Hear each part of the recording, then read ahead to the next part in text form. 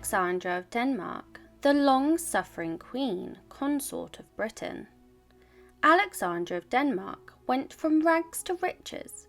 She became a royal as well as the most unlikeliest fashion icon of all time. Please continue to support my channel by subscribing. She lived a turbulent life of tragedy alongside immense privilege, and it is thought that she even caused a limping pandemic in London. Throughout the years, her fortunes and her outfits changed, but tragedy was never far away, with compounding drama and scandal filling her life. I will explore the life of Alexandra and how she rose from a dismal life sleeping in a dusty old attic to becoming the queen consort of Britain and living in a palace. Alexandra of Denmark, or Alex as her family called her, was born in 1844 in Denmark. She grew up alongside her 5 siblings, of whom were of no importance to anyone worth being known to.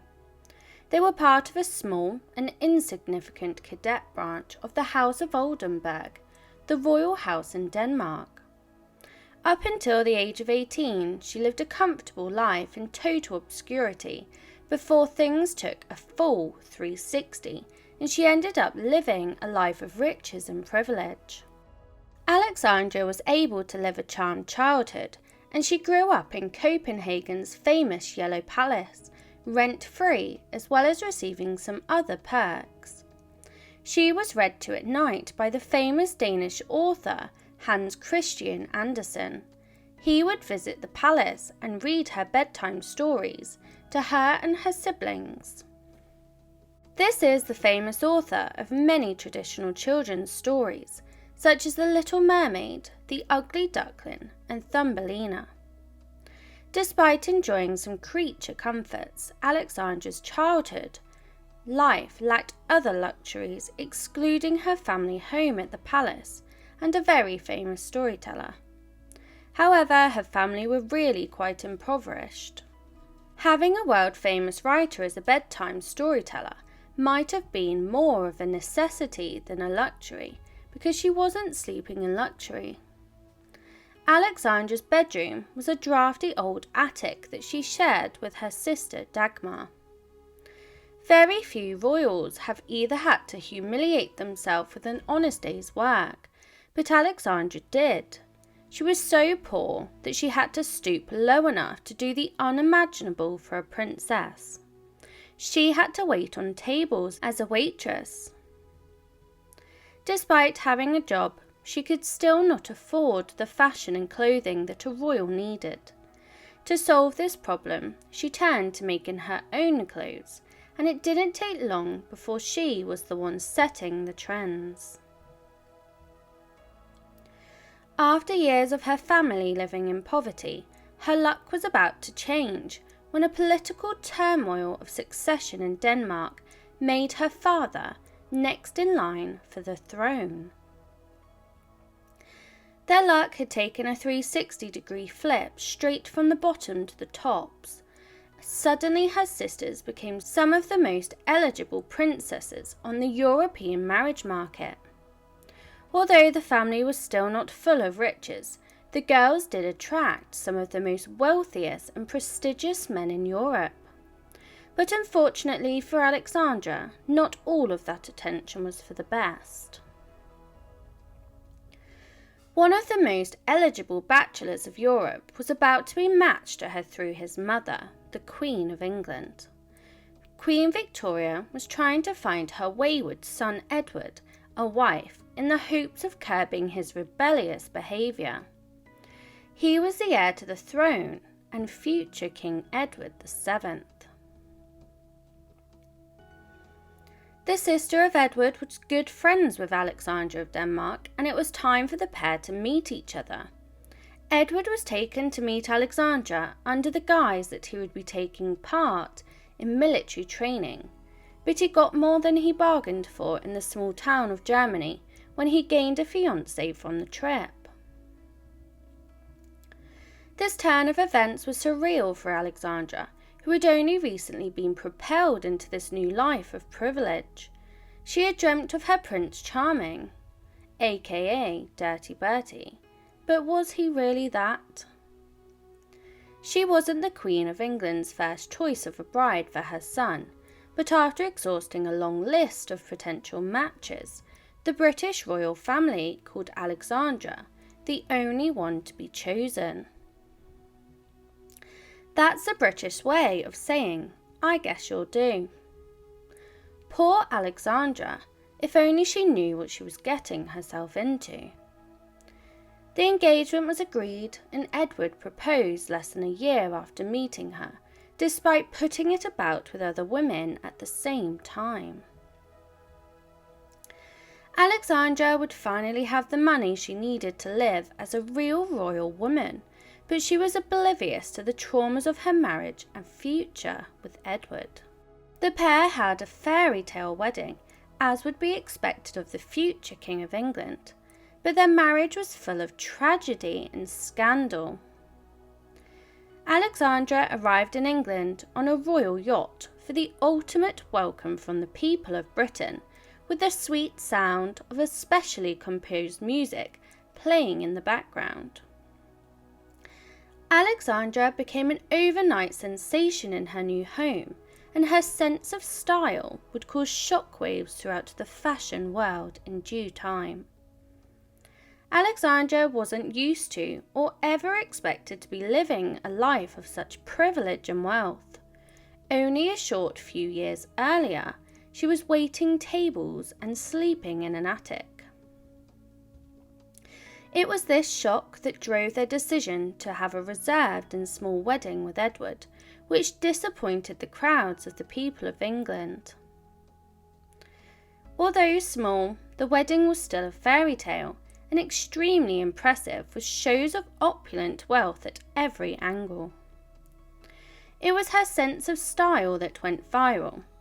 Alexandra's days of darning her own shabby dresses were all behind her. She posed for photos in her royal wedding dress, alongside a pearl necklace and 3 diamond bracelets. Alexandra was an avid seamstress, but there was no way she could have sewn her own wedding dress. The train for Alexandra's silk satin dress was so long that it required 8 ladies to carry it down the aisle. If only she had this much support throughout her turbulent marriage to the scandalous but much-loved Prince Edward. It was as if her whole family had made a deal with the devil when all of their fates changed for the better. In just 2 years, her father had ascended to the Danish throne, her brother had become King of Helenas, and her sister Dagmar was married to the Russian Savik. Alexandra was not in favour with the Queen of England, her mother-in-law, had not taken a liking to her, which was not uncommon for Queen Victoria, who it is argued didn't like anyone. Having a nightmare mother-in-law is hard enough, but Alexandra had it hard because her mother-in-law was the most powerful woman in Europe. While the kingdom might have been singing Alexandra's praises, Queen Victoria saw right through her couture clothing.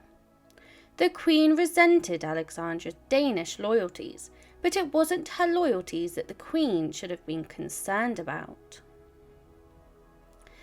The details of her marriage to Edward are shrouded in doubt. Some claim they had a happy one, but others believe that Victoria played the third wheel in their relationship. One thing is for certain, her husband was a huge womanizer, which must have been a difficult reality to live with. The vows that the couple made, Alexandra took very seriously as a devout Christian all throughout her life. However, her husband completely ignored their vows from the very beginning, and on hundreds or thousands of occasions. It was an open secret at the time that Edward VII carried on multiple affairs throughout his marriage. It is rumoured that he had at least 55 different mistresses, not including the ladies of the night that he also frequented with. Alexandra kept tabs on every single last one of them. Alexandra enjoyed a lot of physical activities. She was an expert horsewoman and often ice skated and danced. It was her love for hunting, though, that disgruntled the Queen the most.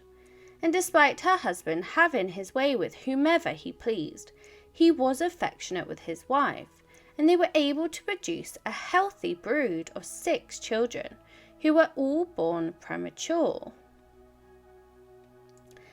Alexandra had little control in her life. Either her husband or mother-in-law pulled all of the strings. However, she took back her control with concealing her pregnancies. It was rumoured that her babies were premature, but it may have been that she actually kept it a secret from the Queen on purpose so that the Queen Victoria would miss the birth of her grandchildren. In retaliation to missing out on the birth of her grandchildren, the Queen Victoria attempted to tell Alexandra what to name them. It wouldn't be the last time that Alexandra had to put the Queen in her place. It is a fun idea that Alexandra lied to the Queen to dupe her out of her pregnancies, but Alexandra had more to worry about. She had a hard time with childbirth, and her 3rd pregnancy nearly ended her life. It was during her 3rd pregnancy that Alexandra started to suffer from terrible bouts of rheumatic fevers. Her deteriorating health was not approached with much sympathy from her husband, who remained uninterested in her. Alexandra had come from nothing, living in poverty, and so she wasn't going to let a fever ruin her morale. After delivery, she made a full recovery from the fevers, but during the traumatic birth, she suffered a permanent disfiguration. The fevers left the famously fashionable princess, who loved nothing more than showcasing her dresses, with an awful limp. However, she took this problem in her stride and used it to her advantage. She was yet again different to others in her hobby as a fashionista. You would imagine that such a dessailment would gather laughs from the people, but due to Alexandra's charm, quite the opposite occurred. She became the envy of every woman in the kingdom. Her limp even became a fashion trend known as the Alexandra Limp, attracting the attention of high society ladies all over London who adopted the limp for years. Alexandra's limp was a hard one to pull off, and this needed the help of the experts, so that her influence on fashion, high society and culture could gain even more traction. The shoemakers of London helped the women of society copy by making mismatched shoes that made it easier for the limp to be achieved by ordinary people. Alexandra wasn't just the one-trick pony of making limps fashionable. She also introduced many trends and fads, such as chokers and dresses with high necklines. These trends were bred completely by accident. Again, her attempt to conceal medical conditions led to more and more trends forming. This time she wanted to hide a hideous and embarrassing scar on her neck with high neck tops. Alexandra's ever-increasing pregnancies took their toll on her body, alongside hereditary illnesses, which led to her health taking a downturn. She stopped socializing as much and spent more time isolated with her children and pets, but her days of suffering had only just started. Alexandra suffered throughout her pregnancies with her health, but she did manage to produce a healthy brood of 5 children. However, during her 6th and final pregnancy, her baby would tragically die after only a single day alive. He was a little baby boy, and Alexandra was understandably devastated. She wished to mourn in private, and she asked Queen Victoria if she could do so. But the Queen disagreed with her mourning approach, which resulted in the two royals bickering bitterly. Despite Alexandra wanting her privacy to mourn the loss of her son, she was wickedly expected to mourn very publicly, despite it being Victoria's idea. The people looked upon the spectacle in distaste. Alex had fallen out of favour with the people, and the press bashed her horrifically, blaming her for the loss of her son, with headlines such as "a wretched abortion" and the funeral arrangements as "sickening mummery." It was the lowest point in Alexandra's life so far, and her trials weren't over yet. She was in deep mourning for her child, but the royal duties did not stop. She was still expected to attend a trip to Iceland, where she was booed by thousands of angry nationalists as they waved. Alexandra found the strength to smile through the whole ordeal, while finally gaining the respect from Queen Victoria. It shouldn't have taken such poor behaviours from others and grit and determination to gain this respect, but nonetheless, the Queen said of Alexandra's tireless efforts, "She opens bazaars, attends concerts, visits hospitals in my place. She not only never complains, but endeavours to prove that she has enjoyed what to another would be a tiresome duty." She had been making her life miserable for years, and so such high praise was appreciated. Just as Alexandra was moving forward with her life, she was hit with another grief bomb. She was about to lose her favourite child in the prime of his life, and there was nothing that could ever make that pain go away. Her favourite son was soon to be wed to marry Mary of Teck at the prime of his life, but just before his 28th birthday, the strapping young prince surrendered to his illness.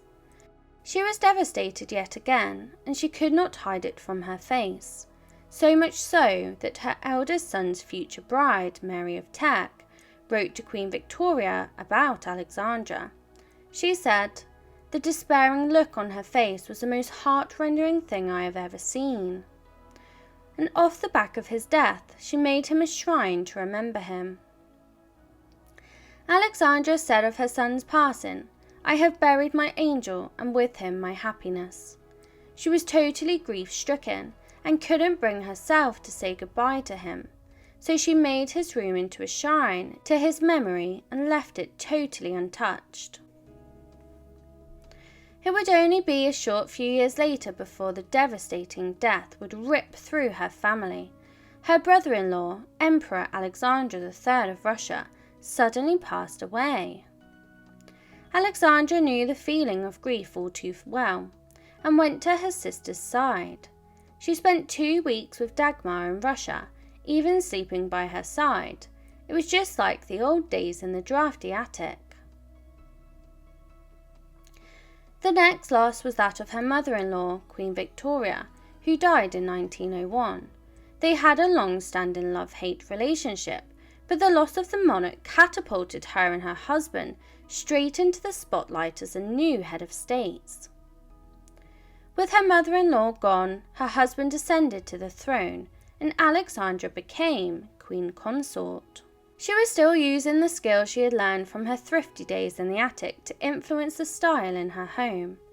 She was no longer making her own clothes, but she did reuse her old stockings and had her old dresses turned into furniture covers. At the heart of Alexandra, she was a kind and generous person. She had gained many riches through her accessibility to the crown, but she was not frivolous with herself.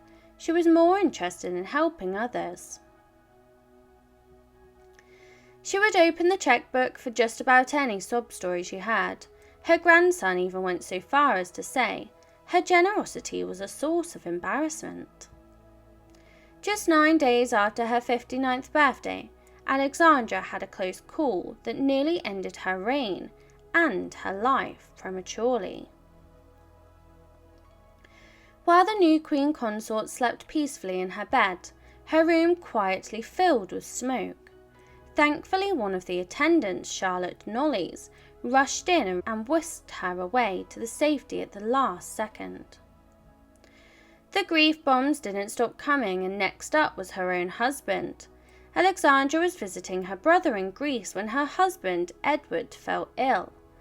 Unlike when he had ignored her when she had rheumatic fever, Alexandra rushed to her husband's side. She made it back to England without a moment to spare, and the very day she returned he had passed away.